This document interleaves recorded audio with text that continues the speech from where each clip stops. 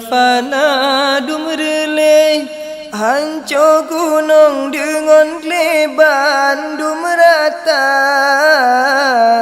menangkah janji Allah dalam kitab Al-Quran. Bumi mengguncang melinggang dunia. Dunia fana dumrele hancur gunung dengan leban merata menangkah janji Allah dalam kitab Al-Quran. Bumi mengguncang melinggang dunia.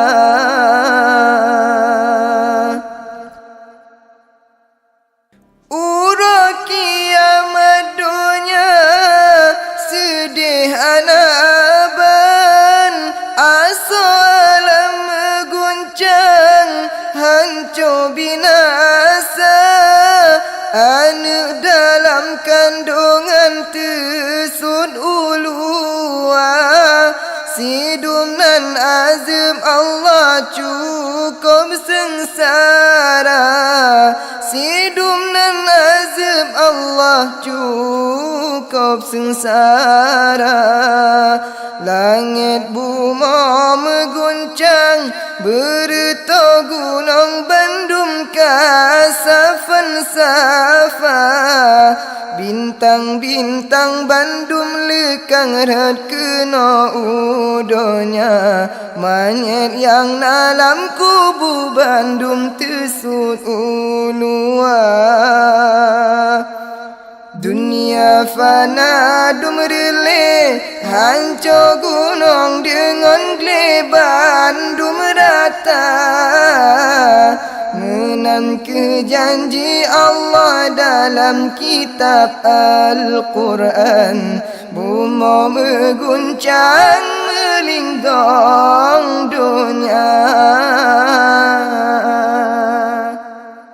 Bandum makhluk temakut gadangan carang mata urangan bulan hana lecaya.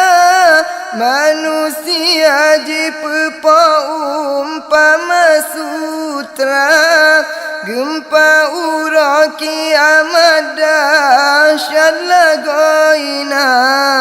Gempa ura kiamat dahsyat lagoina. Angin puting beliung Allah nepetan kena dalam dunia. Rebah bakaya bangunan bandum sari hancur. Dumnan dahsyat sampo langit meplah dua. Dunia fana dumrele hancur gunung dengan leban merata menangkah janji Allah dalam kitab Al-Quran. Bumi mengguncang melinggang dunia.